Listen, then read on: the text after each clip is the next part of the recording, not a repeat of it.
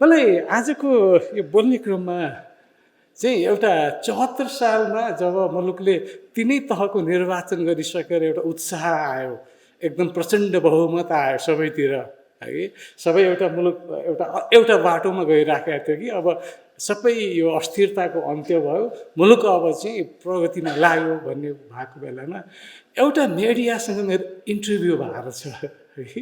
अनि त्यहाँ मैले चाहिँ यसको तपाईँले के देख्नु भएको छ त, यस्तो चाहिँ यो यस्तो सकारात्मक रिजल्ट आइरहेछ अथवा यस्तो किसिमको चाहिँ अवस्था बन्यो भन्ने कुरामा मैले के भनेको छु त्यतिखेर भनेदेखि यो परिणामको औचित्य त्यतिखेर स्थापित हुनेछ यदि यो परिणामले 5 वर्षभित्र जनताले फेरि चाहिँ उठ्नु नपरोस्। मैले किन त्यो भने अहिले थाहा छैन, तर अहिले त त्यही देखिरहेको छु। अर्थात् चाहिँ बहुमत दिएर उ गरेर मात्रै त हुँदो रहेछ, धेरै धेरै कुराहरू गर्छन् होइन। अब ती धेरै कुराहरूभित्र प्रवेश नगरौँ।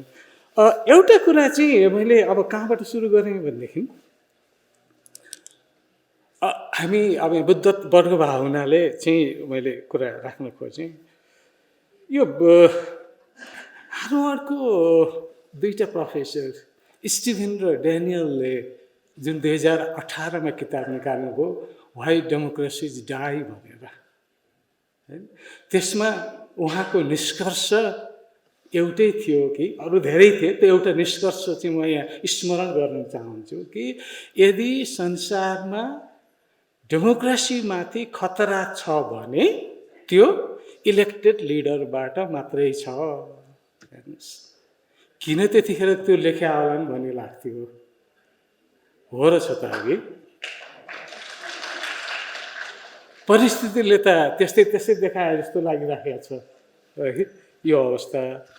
र यो क्रममा चाहिँ म अब 3टा विषयहरूलाई मलाई दिएको समयभित्र म 3टा विषयहरूलाई अलिकति चाहिँ छटकरीमा राख्ने प्रयास गर्छु म। एउटा अवस्था होइन, अहिलेको अवस्था भन्नु। दोस्रो कुरा चाहिँ यी कुरा आयो, यो घटनाको प्रभाव के हुनसक्छ र अब के अबको प्राथमिकता के होलान् भन्ने कुराहरूमा म समराइज गर्न चाहन्छु। अहिले योभन्दा अगाडिका वक्ताजीहरूले भनेको कुरा र मलाई मनमा लागेको कुराहरू पनि लाग्दाखेरि के लाग्यो भनेदेखि प्रजातन्त्र रहने भनेको कुराहरू चाहिँ कति प्रश्न गर्न सकिन्छ, प्रश्न गर्ने नागरिक तयार गर्न सकिन्छ, त्यसले चाहिँ गाइड गर्ने हुँदो रहेछ नेतृत्वलाई। मलाई यो भन्न अलि डर लाग्छ गुरुवरहरूको अगाडि कि हामी बुद्धिजीवी भनेकाहरूले प्रश्न गर्ने क्षमता गुमाइसकेको छौँ मुलुकमा। किनभनेदेखि सबैको एक एकवटा छाता ओढेको छ, अनि त्यसैको पछाडि लागेको छ। अनिखेर आफूले विश्वास गरेको लिडरले जतिसुकै नि बदमासी गरेको छ भने पनि त्यो बदमासी देखिँदैन, अरूले जतिसुकै राम्रो काम गरेको छ भने पनि त्यो देखिँदैन। क्रेडिबिलिटी यो मुलुकमा धेरैले गुमाएको छ, इन्क्लुडिङ भनौँ न हामी सबैले चाहिँ गुमाएका छौँ। त्यसको परिणति चाहिँ अहिले हामीले भोगिरहेका छौँ र यो अवस्था आयो जस्तो मलाई लाग्छ। मलाई कहिलेकाहीँ डर के लाग्छ भनेदेखि हामी यसरी पोलिटिसाइज भयौँ, दलीयकरण भयौँ कि अब त्यो मर्दाको मलामी यदि कुनै दलको छैन भने मलामी नपाउने अवस्थामा मुलुक पुग्यो। म आफूलाई कहिलेकाहीँ चिन्ता लाग्छ कि अहिलेसम्म कुनै दलको सदस्यता लिएको छैन, भोलि पाइन्छ कि पाइँदैन भन्ने डर। वास्तवमा यो जुन किसिमको एउटा परिस्थिति बन्यो, यी सबै घटनाक्रमको पछाडिको सबभन्दा ठुलो कारक तत्त्व त्यसलाई देखिरहेको छु। एउटा कुरा यी सबै कारणले गर्दाखेरि हामी सबैले नै हामीलाई नै चाहियो, राम्रो मान्छे चाहियो, कसैले पनि भनौँ न मलाई चाहियो गर्दा गर्दै यस्तो किसिमको प्रेसर हामीले दियौँ कि निर्णयकर्ताहरूलाई पनि आफ्नो घेराभन्दा बाहिर जान नसक्ने, गयो भनेदेखि उसलाई टिक्न नदिन सक्ने अवस्था पनि हामीले नै बनाइदिउँ। हेर्नुहोस् है, त्यसले गर्दाखेरि यसको चाहिँ हामीले यी प्रोसेसहरूले राज्यका चाहिँ जुन यो प्रजातन्त्रलाई चाहिँ एउटा भनौँ चेक एन्ड ब्यालेन्समा लाने जुन संयन्त्रहरू छन्, त्यसलाई हाँक्ने इन्स्टिट्युसन चाहे अदालत भनौँ अथवा संवैधानिक निकायहरूलाई यति कमजोर बनाइदिउँ हामीले तिनीहरूको क्रेडिबिलिटीलाई चाहिँ यदि तल झारिदिउँ हामीले, अहिले त्यसैको परिणाम भोगिराखेका छौँ हामीले। कुनै पनि इन्स्टिट्युसनको विश्वास छैन, त्यसले यदि असल नियतले राम्रो गर्न लागेको छ भने पनि विश्वास छैन हामीलाई, किनभनेदेखि त्यसले पनि गर्न सक्छ र त्यो खालको एउटा माहौल कसले बनायौँ, हामीले बनायौँ भन्छु म। त्यसले गर्दाखेरि अब यस्तोमा डेमोक्रेसीमा जब यस्तो अवस्था आउँदै गएपछिको परिणति अहिलेकै कुरामा म जाँदाखेरि चाहिँ डेमोक्रेसीमा इलेक्टेड लिडरले भनेको संविधानले दिएको अधिकार प्रयोग गरेर जनताको हितको निमित्त राज्य व्यवस्था सञ्चालन गर्ने हो। तर धेरै मुलुकहरूमा हाम्रो लगायतमा के प्रवृत्ति देखियो भनेदेखि सत्ता सञ्चालन गर्न जाने होइन, सत्ता कब्जा गर्न जाने। सत्ता कब्जा गर्नलाई के गर्नु पर्यो त भन्दा ती सबै डेमोक्रेटिक इन्स्टिट्युसनहरूलाई कमजोर पार्नु पर्यो। र कमजोर पार्ने कुरामा चाहिँ सबै सहभागी छौँ है। त्यसले गर्दाखेरि यो दोषको सहभागी हामी सबै छौँ भन्ने कुराहरू चाहिँ मलाई त्यो लाग्दछ। तपाईँहरूको अगाडि चाहिँ मैले यो कुरा राखेँ र सम्भवतः यिनै कुराहरूको परिवेशमा पौष 5 आयो भन्छु। अब यसको पछाडि अर्को समस्या चाहिँ जुन हामीले इन्स्टिट्युसनहरू खास गरेर पोलिटिकल इन्स्टिट्युसनहरूलाई चाहिँ डेमोक्रेटाइजेसन गर्न सकेनौँ, संस्थागत हुन सकेनन् यी संस्थाहरू हैन। त्यहाँभित्र चाहिँ इन्टरनल डेमोक्रेसी भन्ने कुरा भएन, गभर्नेन्स भन्ने कुराहरू नभएपछि अनिखेर त चाहिँ गुट उपगुट आफ्नो बलियो पार्नु पर्यो। त्यो बलियो पार्ने कुराहरूमा संस्थाहरू ध्वस्त पार्नु पर्यो। यी प्रक्रियाहरू एउटा दुईटाले होइन, सबैले नै गरिराखेको अभ्यास पछिल्लो अवस्थामा देखिया छ। यी चुनौतीहरू हुन् भोलिका लागि पनि भन्छु।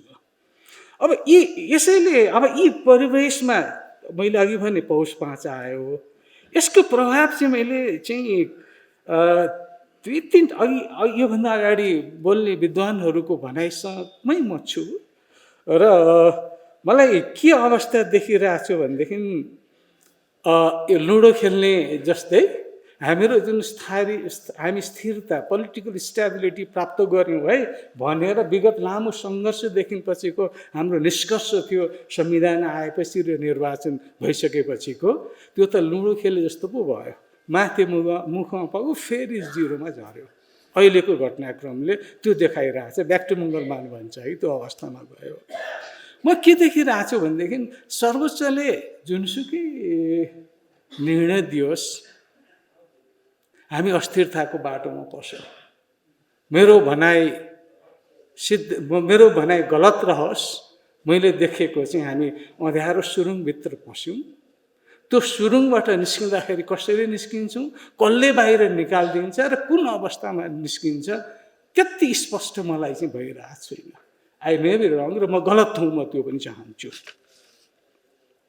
यी दुईटा कुराहरूले दुईटा कारणहरूले म अलिकति यो भन्छु कि पुनर्बहाली हुँदाखेरिको अवस्थामा पनि हिजो हामीले देखेकै हौँ 51 साल पछाडिका पुनर्बहालीका अवस्थाका विकृतिहरू, त्यो विकृति र विसङ्गतिले निरन्तरता पाउँदैन भन्ने कुरा कसले ग्यारेन्टी गर्ने? अब एकजना विद्वान मित्रले भनिसक्नुभयो कति चाहिँ कहिले छिटो हुन्छ र म प्राइम मिनिस्टर हुनुभन्दा वेट गरिराखेँ, त्यो अवस्थाका कुराहरू होइन। यी सबै गर्दाखेरि त्यो परिस्थितिलाई कसरी व्यवस्थापन गर्ने एउटा अहिले सबभन्दा चुनौतीको कुराहरू, दलहरू, बुद्धिजीवीहरू, मुलुकको सबैले सोच्नुपर्ने कुराहरू चाहिँ त्यो कुराहरू छ कि हिजोको त्यो हिलो छ्यापाछ्यापको अवस्थामा मुलुक नजाओस् भन्ने कुराहरू। अर्को चाहिँ अब इलेक्सनमै जाने गरी चाहिँ निर्णय आयो भने पनि अझ अप्ठ्यारो बाटो देखिरहेको छु मैले, किनभने इलेक्सन भनेको बेलामा हुन सक्छ कि सक्दैन। मेरो आजसम्मको मैले जुन किसिमको परिवेश देखिराखेको छु, तयारी देखिरहेको छु, इलेक्सन भनेको 3टा कम्पोनेन्टले गर्ने हो। एउटा लिगल, टेक्निकल र पोलिटिकल। यतिखेर लिगल र टेक्निकल इस्यु द्याट्स फाइन, आयोगले गर्न सक्ला होइन। तर पोलिटिकल इन्भाइरोमेन्ट भएन भने र निर्वाचन भनेको एउटा गेम हो, त्यो गेमको खेलाडी पोलिटिकल एक्टर्सहरू हो। त्यो एक्टर्सहरू तयार नभइसकेको अवस्था भयो भने त्यो खेम होला कि होला। रेफ्री मात्रै बसेर त हुँदैन होला। यो अवस्था मैले देखिरहेको छु। किन त्यो देखिरहेको छु भनेदेखि अहिले जुन भनौँ न प्रमुख सत्ताधारी दलको विषयमा निर्वाचन आयोगले पछिल्लो गरेको निर्णयबाट त्यो दलको अवस्था करिब करिब छैन अहिले। त्यो उनी भोइड जस्तो देखिरहेको छु। किनभने दुईटै अध्यक्षहरू मिलेर गएको अवस्थामा त दलको अस्तित्व भयो। उहाँहरूको अहिलेसम्मको दन्त बजान, सडक बजान, अलिअलि त मुक्कामुक्की पनि हुन थालेको अवस्थाले त्यो अवस्थामा आउनलाई कति गाह्रो होला, आइदिनु हो त होला, होइन भनेदेखि त त्यो प्रमुख दल नै निर्वाचनबाट बाहिर हुने अवस्था एउटा आयो। संसारमा कस्तो जग हाँस्ने होला, जुन प्रमुख 2/3 मेजोरिटी हिजो ल्याएको दल निर्वाचनमा जान पाएन भनेर। अब यसमा दुईटा कुराहरू हुनसक्छ यदि चाहिँ निर्वाचन अझै पनि म सम्भव कहाँ देखिरहेको छु भनेदेखि उहाँहरूले मिलेर हामी निर्वाचनमा जान्छौँ भनेर सहकार्य गरेर फेरि सबै हिजोको बिर्सिएर चित्त माझामाझ गरेर आउनुभयो भने निर्वाचन अब अलिकति अन्डरस्ट्यान्डिङको आधारमा टाइम पेलपाल आयोगले पारेर निर्वाचन हुन सक्ला एउटा।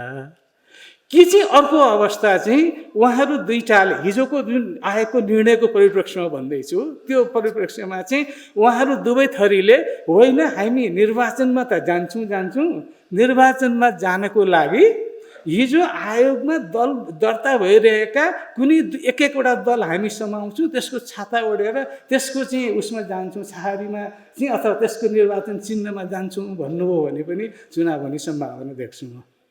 होइन भने यो दलको अहिलेको जुन आयोगले गरेको निर्णयले समस्याको सम्बोधन भएन, समस्याको स्थगन भएको हो। निर्वाचन सम्बन्धी कानुन मैले अलिकति दोहोऱ्याएँ, अलिकति स्पष्ट हुन जरुरी हुन्छ भनेर म भन्दैछु। निर्वाचन सम्बन्धी ऐनको दफा 4ले चाहिँ दलहरूको गर्ने एउटा कुरा नर्मल एउटा प्रक्रिया छ। अहिले करिब 131-32 वटा दल हामीसँग छन्।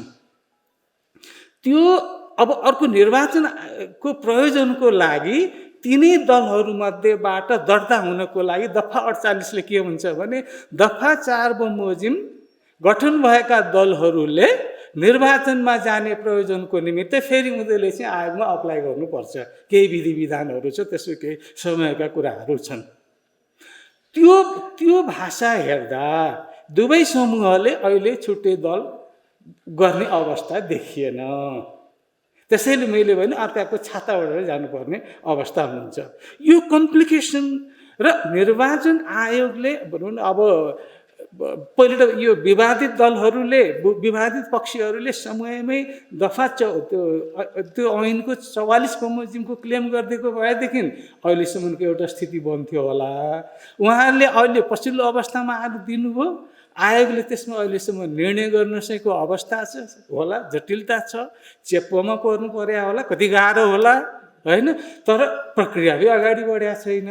यदि आयोगले गुड इन्टेन्सनले त्यो प्रक्रियालाई अगाडि बढाउँछु भन्यो भने पनि हेर्नुहोस् 3 किसिमका म्याच छन् त्यहाँ। उहाँहरूले दिएको, नारायण काजीजीहरूले दिएको जुन उहाँहरूले डिमान्ड गर्नुभएको छ त्यसको विषयमा के तपाईँको भनाइ छ भनेर अर्को पक्षलाई माग्नलाई 15 दिनको समय दिनुपर्छ। अर्को पक्षले त्यो समयभित्र जवाफ दिएन भनेदेखि माग्यो भने अर्को 10 दिन थप्न सक्छ र त्यो थपेको 10 दिनभित्र पनि जवाफ आयो अथवा आएन भनेदेखि त्यसबाट सुरु भएको 45 दिनभित्र आयोगले निर्णय गर्नुपर्नेछ भन्ने कुराहरू कानुनमा लेखेका कुराहरू नि, मेरा कुराहरू होइनन्। आजको दिनदेखि निर्वाचन गर्नको निमित्त अब करिब 70 दिनको कुराहरू होला, होइन? यो प्रक्रियालाई पुरा गरेर अथवा सहमतिमा अलिकति समय गरौँ भन्दाखेरि पनि योभन्दा ठिक अगाडि 2074 सालको प्रतिनिधि सभाको निर्वाचनको क्रममा तत्कालीन निर्वाचन आयोगले मङ्सिर 10 गतेको लागि भदौ 24 गते कार्यक्रम प्रकाशित गरेको थियो। 75-76 दिन अगाडि। किनभने हामीसँग दुईटा मिश्रित निर्वाचन प्रणाली छ।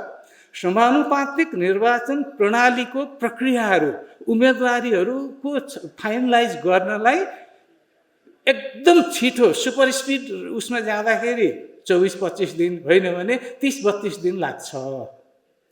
त्यो ठेगान नभइकन चाहिँ अब अर्को चाहिँ के अरे फर्स्ट पास्ट पोस्टको चाहिँ कार्यक्रम प्रकाशन गर्नलाई गाह्रो छ, किनभने केही कुराहरू उम्मेदवारी लगायतका कुराहरू टाइ अप छन् दुईवटा सिस्टमभित्र गर्दाखेरि अब हाम्रो जुन किसिमको क्यापासिटी छ त्यो क्यापासिटीलाई हेर्दाखेरि मतपत्र छाप्नलाई र दलहरूलाई प्रचार प्रसार गर्नको निमित्त न्यूनतम पनि 30-35 दिन अगाडि त्यो प्रक्रिया सुरु गर्नुपर्छ, मतपत्र नभए निर्वाचन हुँदैन।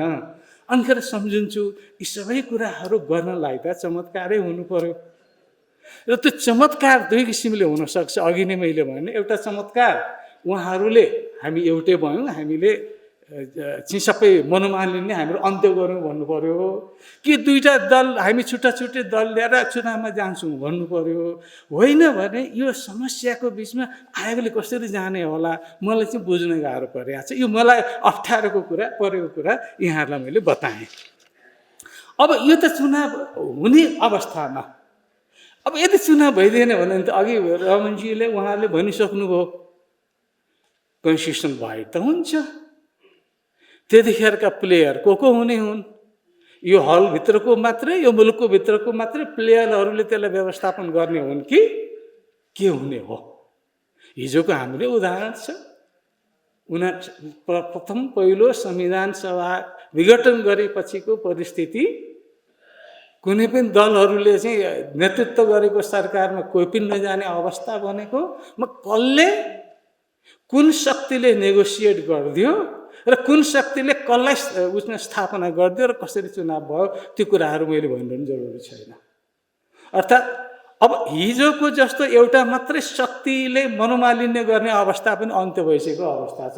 अघि अलिकति कुरा आइसक्यो भू राजनीतिक अवस्थाको कुराहरू भन्दाखेरि जटिलताको अवस्था बुझ्न अलिकति गाह्रो छ। त्यो कन्स्टिट्युसनल ग्यापलाई चाहिँ व्यवस्थापन कसरी गर्छ होला मुलुकले, त्यो कुराहरूको लागि पनि जिम्मेवार राजनैतिक शक्तिहरू प्लस विद्युत समूहले सोच्न ढिलो गर्नु हुँदैन भन्ने मेरो आग्रह हो, हैन। त्यसैले यी दुईटै कुराहरूको मेरो व्यक्तिगत कुराहरू पनि भन्न पाइयो नि त, मेरो कुरा राख्न बोलाएको हो। यी सबै कुराहरू हेर्दाखेरि चाहिँ जटिलताका कुराहरू हेर्दाखेरि चाहिँ सम्भवतः अदालतले मुलुकलाई हेरेर कम जोखिमयुक्त चाहिँ एउटा निर्णय भनेको म बायस हुन सक्दछु, तर मेरो विचारमा मेरो व्यक्तिगत विचारमा भनेको चाहिँ प्रतिनिधि सभा पुनर्स्थापनाले कम जोखिमयुक्त अवस्थामा हामी जान्छौँ, किनभने एटलिस्ट संविधान ट्र्याकमा आउँछ। त्यसैले ती अवस्थाहरू छन्। अब विश्वनाथजी टाइम सक्यो मेरो, 5 मिनट छ, ल अब 5 मिनटमा सक्छु। अब के भनौँ भनेदेखि अब यो अलिकति बाहिर बजारमा चाहिँ अब हिजो अस्तिको दुईटै कुराहरू सुन्दै थिएँ। अब सम्माननीय प्रधानमन्त्रीले हिजो बिहान निर्वाचन आयोगको प्रमुख आयुक्तजीले आयोग सबै प्राविधिक रूपमा तयारी छ, हामी वैशाख 17 को निर्वाचनलाई तयारी छौँ भनेर भन्नुभयो। दिउँसो प्रधानमन्त्रीले साँझमा प्रधानमन्त्रीले एउटा कार्यक्रममा निर्वाचन आयोगले केही गर्दै गरेन, जनताले नबुझ्ने गरेर के गरिरहेछ भनेर अर्को त्यो कुराहरू आयो है। अब अस्तिको दिन प्रतिपक्षी दलको नेताले चाहिँ अहिलेसम्म के गरिरहेछ निर्वाचन आयोगले कार्यक्रमै ल्याएन भन्दाखेरि यी कुराहरू जसरी आइरहेछन् कसरी बुझ्ने, यसलाई कसरी एनालिसिस गर्ने मलाई चाहिँ गाह्रो परेको छ। हेर्नुहोस् है, अब यो नेपालको हेरेँ, संसारको निर्वाचन हेरेँ, हिजो पनि हेरेँ, आज पनि हेरिरहेको छु है। यसका सबै अवयवहरूलाई चाहिँ हेर्दाखेरि चाहिँ अलिकति कठिन बुझ्नलाई चाहिँ कठिन परिरहेछ। मैले एउटा कुरा चाहिँ म एकपल्ट भनौँ निर्वाचन आयोगले चाहिँ हामीलाई 2 पल्ट परामर्शको लागि बोलाएको थियो। एउटा बैठकमा हुन्थ्यो, त्यहाँ भित्री कुरा हो, अब बाहिर भन्दा पनि होला जस्तो लाग्छ है। अरू धेरै कुरा गरियो। मैले एउटा कुरा उहाँहरूलाई के भनेको थिएँ भनेदेखि पोलिटिकल कन्टेक्स्ट यो 1-1.5 महिना अगाडिको कुरा हो।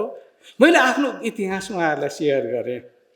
2064 सालको निर्वाचन गर्ने क्रममा यहीँ हुनुहुन्छ संविधान निर्माताहरू, उहाँहरू हाँस्दै पनि हुनुहुन्छ।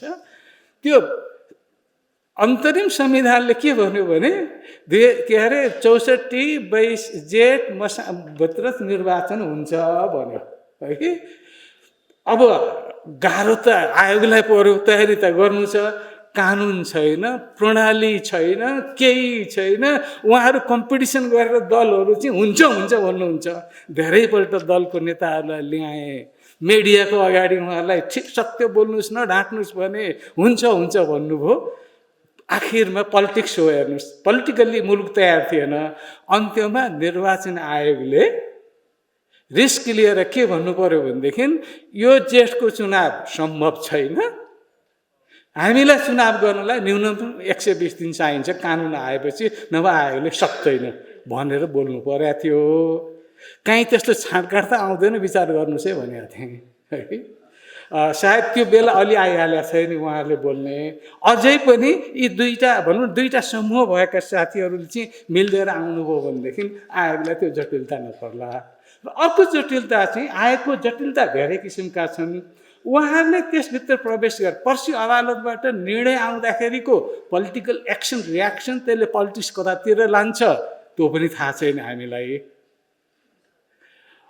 निर्वाधित निर्णय आएन भने अर्को आयोगले इनकेस भोलि यो प्रमुख दललाई चाहिँ अब सस्पेन्डेड गर्ने अवस्थामा निर्वाचनमा जाउँ भन्यो भनेदेखि त्यसको एक्सन रियाक्सन के कस्तो आउँछ, प्लेयरहरूको के हुन्छ, त्यसले पोलिटिकल वातावरण बनाउँछ कि बिगार्छ, त्यो पनि गर्व के बात भयो भन्दाखेरि यी यावत कम्प्लिकेसन्सहरू छन्। त्यसैले अब मैले फाइनल्ली म अबको जुन निकास भनेको छ संवैधानिक सङ्कट र निकास अलिकति कुरा त गरेँ मैले, तर मुलुकको निकासको कुरा म 8-10वटा पोइन्ट चाहिँ खर्र यहाँहरूलाई मलाई लागेको कुराहरू भन्छु। उहाँहरूले व्हाइट पेपर हो कि प्रतिबद्धता पत्र लिएर पनि लाग्नु भएको छ भनेर सुने है। अब यी कुराहरू मेरो कुरा भन्दैछु है मैले होइन।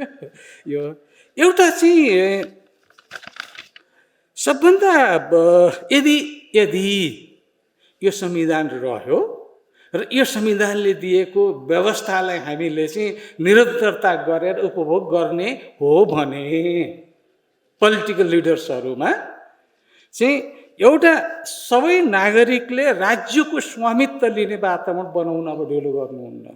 अहिलेसम्मको क्राइसिस त्यो छ है। मेरो यसको व्याख्या म गर्दिनँ किन समय छैन। अर्को हामीले संविधानमा त भन्यौँ सबै खालको भेद अन्त गर्छौँ, सबैतिर समानुपातिक प्रतित्व गर्छौँ के भनेर लेख्यौँ। व्यवहारमा त देखिएन, जनताले त पत्याएको छैन। पत्याउने वातावरण कसरी बनाउने प्रतिबद्धता चाहियो, व्यवहारमा चाहियो। तेस्रो कुरा राज्यका अङ्गहरूलाई हामी यो चाहिँ खास गरेर नागरिक समाजले एकाउन्टेबल बनाउन सक्यौँ। कसरी एकाउन्टेबल बनाउन सकिन्छ त्यो कुरा चाहिँ हाम्रो भोलिको मार्गचित्र हुनुपर्छ भन्छु म। अर्को यो हेर्नुहोस्, अघि नै दलीयकरणको कुरा गरेँ मैले, काहीँ केही बाँकी छैन। राजनीतिक दलहरूले एकपल्ट जनतासँग माफी नै माग्नुपर्छ हामीले गल्ती गर्यौँ भनेर, र दलीयकरणको अन्त्य गर्नुपर्छ सबैतिर। अब यो दलीयकरणले चाहिँ कसैलाई पनि फाइदा हुनेवाला छैन। यसको अन्त्य हुनैपर्छ, त्यसको लागि चाहिँ हेर्नु पर्यो। अर्को द्वन्द्वविहीनता, हेर्नुहोस् त ठुल्ठुलो मान्छेले भयो जे गरे पनि हुन्छ, कानुन पनि पालन गर्नु पर्दैन, केही पनि लाग्दैन, अख्तियार पनि लाग्दैन, पुलिस पनि लाग्दैन, जे गरे पनि हाइसिन्छ त होइन। डेमोक्रेसी भने त चाहिँ सबै चाहिँ कानुनभित्र हो नि। यो व्यवस्था, यो कुराको अन्त्य गर्ने चाहिँ प्रतिबद्धता चाहिँ हुनु पर्यो र यसको चाहिँ नागरिक समाजले यसको चाहिँ रखवाली गर्न सक्ने किसिमको क्षमता विकास गर्नु पर्यो। सबभन्दा ठुलो समस्या भनेको अहिलेका जति पनि समस्याहरू हामी देखिरहेछौँ 7 सालदेखिका हरेक 10 वर्षका परिवर्तनका कुराहरू के भन्दाखेरि एउटै मात्र एजेन्डाले प्रत्येक वर्ष हामीले आन्दोलित गरेको छ, त्यो भनेको मुलुकमा सुशासन भएन। सुशासन नभएपछि विकृति विसङ्गति आउँछ, अनि सबै मान्छे उठ्छ। त्यो कुराको अन्त्य कसरी गर्ने हो अर्को कुरा। अर्को यो सबै भ्रष्टाचारीलाई चाहिँ कारबाहीमा ल्याउनु पर्यो। हेर्नुहोस्, यहाँ मैले इन्डिकेट गर्न खोजेको चाहिँ क्याबिनेटले चाहिँ सबभन्दा ठुला पोलिसी करप्सन्सहरू भएको छ भने क्याबिनेटबाट भएको छ। क्याबिनेटबाट भएको निर्णय नीतिगत निर्णय हुनाले अख्तियारको उसभित्र नपर्ने गरेर भनेको छ। हेर्नुहोस् है, ढोका खोलिदिएका छौँ हामीले, त्यो ढोका बन्द गर्छौँ भन्ने प्रतिबद्धता अर्को चाहियो। अर्को एउटा सबभन्दा अहिले यो मारामार देख्छौँ दल गए, सरकारहरू जुनसुकै दलको पनि सरकारमा गएपछि दल र सरकारको बिचमा मारामार छ। यो किन भन्दाखेरि हामीले दल र सरकारकै भिन्न कुरा हुनु भनेर छुट्याउन सक्यौँ। हेर्नुहोस्, गाँजे माझे पारिदिउँ, यो समस्या छ यो मुलुकको। यो समस्या हामीले कसरी यसको निराकरण गर्ने, हैन? अर्को, दलहरूले राज्यको स्रोत साधनको यसरी दुरुपयोग भएको छ। हेर्नुहोस्, अघि अरूले पनि गरे होला है, यस्तो म त्यो कल्पना पनि भन्न पनि सक्दिनँ। यसको अन्त्य चाहिँ हाम्रो एउटा हुनुपर्छ। अर्को, यो संवैधानिक पदहरू अथवा चाहिँ जुन चेक एन्ड ब्यालेन्समा जाने पदहरूलाई चाहिँ यिनीहरूको क्रेडिबिलिटीको हामी प्रश्न उठाउँछौँ। प्रोफेसनल मान्छे नपठाएपछि त यिनीहरूको जाने नै भयो नि। अहिले हामी विभिन्न इन्स्टिट्युसनलाई गाली गरिरहेछौँ नि, मान्छे त्यस्तै पठायौँ, त्यस्तै गरिरहेछ।